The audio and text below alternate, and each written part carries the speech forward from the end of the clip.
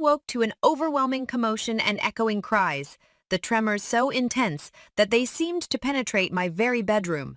My first instinct was to check my phone, half expecting an earthquake alert, yet none appeared.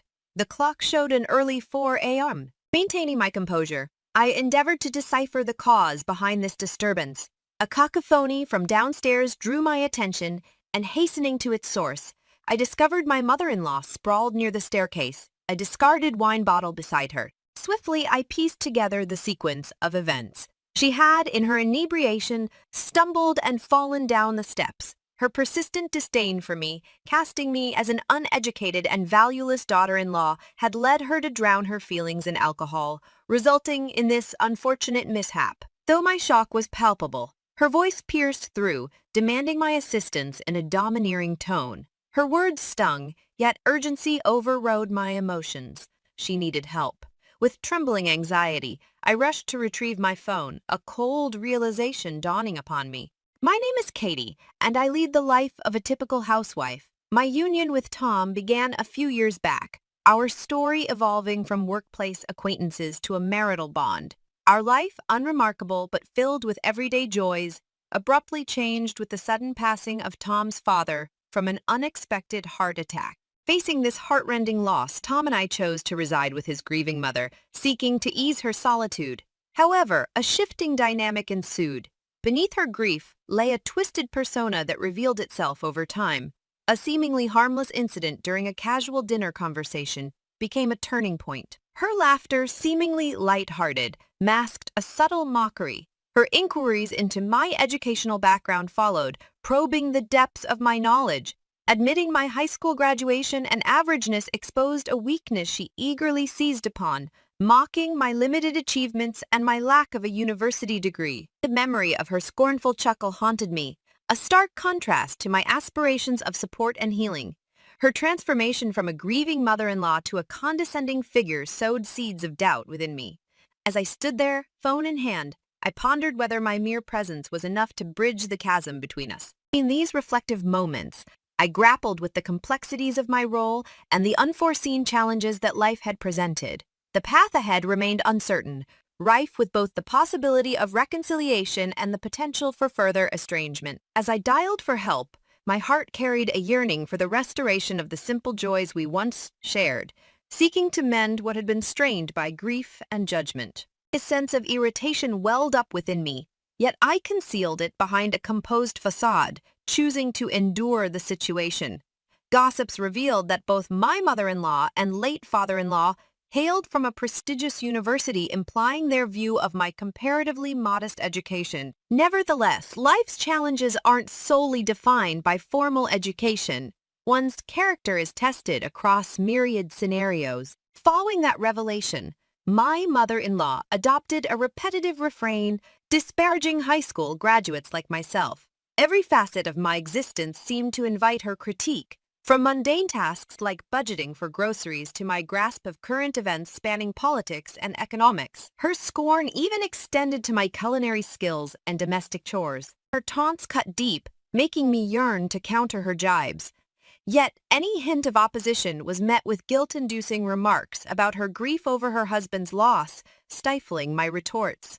This cycle persisted, wearing down my mental fortitude. Contemplating a solution, I confided in my husband, seeking his intervention. His reassurance initially offered respite, curbing my mother-in-law's bullying temporarily. However, a few weeks later, her anger escalated, targeting me with even greater intensity due to her resentment over his intervention. She discarded meals I had prepared, casting aspersions on my cooking prowess. I found my voice, to some extent, speaking up against her insults. I implored her to look beyond my education and judge me holistically. Regrettably, my pleas seemed to fall on deaf ears. My husband attempted to mediate, but his patience wore thin, hinting that perhaps the issue lay with me. A hint that I didn't comprehend matters properly, making his help seemingly futile. Simultaneously, my husband's presence at home diminished, citing work commitments. Unspoken tensions burdened our relationship, hinting at his exhaustion from our conflicts. As a consequence, a sense of isolation crept over me. In this trying juncture, I was faced with the realization that resolving this predicament rested largely on my shoulders. I grappled with a seemingly insurmountable challenge. Not just the hostile environment at home, but the task of reshaping perceptions and asserting my worth beyond my educational background. Though disheartened, I embarked on a journey of self-affirmation. My goal was to shift the focus from my academic history to the entirety of my character and capabilities. I began honing skills, bolstering my confidence, and seeking solace in my own validation. The path ahead remains uncertain, but my determination to transcend the limitations of prejudice and assert my identity grows stronger with each passing day. As I navigate this chapter of my life, I carry with me the belief that one's true worth isn't confined to degrees, but rather, it shines through resilience, empathy, and the courage to stand against adversity. Growing isolation enveloped me within my own family, the torment escalating relentlessly. My mother-in-law's offensive language grew more frequent, a possible byproduct of her increased drinking. In her attempts to cope with her loss, alcohol became her constant companion, transforming her demeanor into an unrecognizable state. Gone were the days when she abstained, but now sequestered in her upstairs sanctuary, she employed me as a servant, demanding ice, disposing of empty bottles, and arranging her drinking rituals. This took a toll on my sleep schedule, further aggravated by my husband's late-night returns, carrying traces of alcohol and a scent of perfume akin to my mother-in-law's.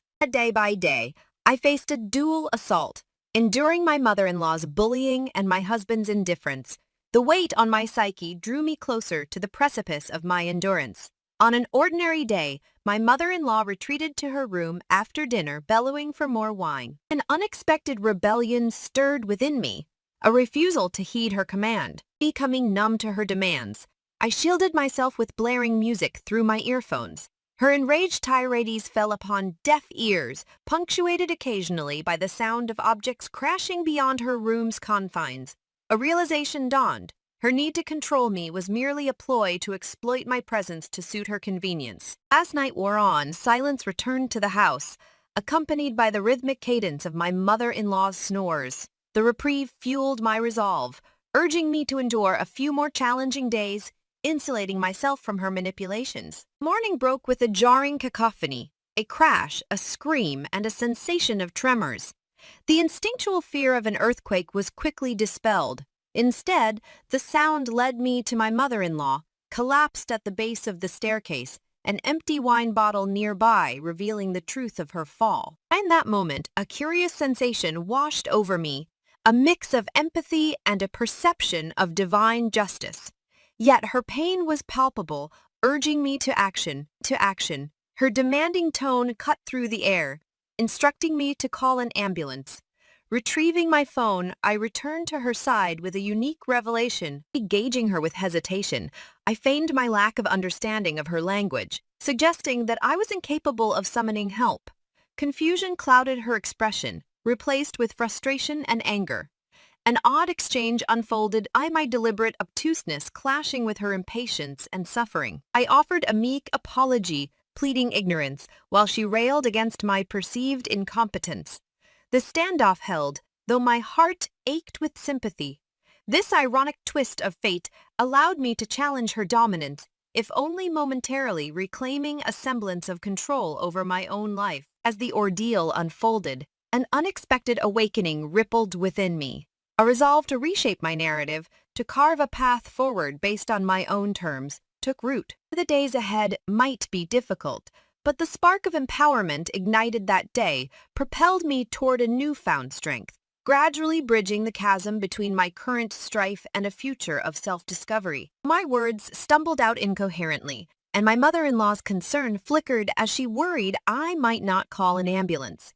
Her tone softened, words faltering as she grappled with her next steps. Desperation etched across her face. She began to cry, her plea for help finally breaking through the barrier of her pride. With a mix of irritation and resolve, I replied, "You should have spoken up sooner, but fine. An ambulance is on its way." The distant wail of sirens underscored my words, heralding the imminent arrival of medical assistance. The ambulance whisked her away, her tearful admission echoing in the air. After a thorough checkup at the hospital, My mother-in-law's embarrassment was palpable. A mere bruise had led to her emotional outpouring. My husband materialized at her bedside, his worry shifting into a glare directed at me. He questioned my role in the incident, scoffing at my identity as a homemaker, as if my presence should have averted the mishap. In response, I retrieved a voice recorder, playing back a compilation of my mother-in-law's relentless verbal assaults, some sober and others fueled by alcohol. My husband's disbelief was replaced with shock as the truth unfolded, his mother's abusive behavior laid bare. Defiant, I challenged his expectations, condemning the emotional turmoil I endured. I addressed his own infidelity, exposing his clandestine affair with Sarah, a co-worker. Armed with irrefutable evidence, including his mistress's identity and the extent of their liaison, I demanded nothing less than a divorce and compensation. Faced with the harsh reality, I left the hospital, a newfound strength propelling me forward. In the aftermath, my efforts bore fruit. I secured a divorce, extracting compensation from both my ex-husband and his mistress. The voice recorder, capturing my mother-in-law's toxic language, held her accountable as well. Life unraveled for my ex-husband. He lost his job due to the affair, while my ex-mother-in-law grappled with alcoholism, her struggles magnified by her son's downfall. Neighbors whispered about their drunken escapades, illustrating the depths to which they had descended. Reflecting on my journey, I realized that educational credentials didn't outweigh a person's character. A high school graduate by academic standards, I had gained invaluable life lessons. My experience illuminated the importance of selecting a partner based on integrity and kindness, rather than societal labels. In the end, my resilience and determination carved a path toward liberation, a testament to the strength that transcends educational backgrounds.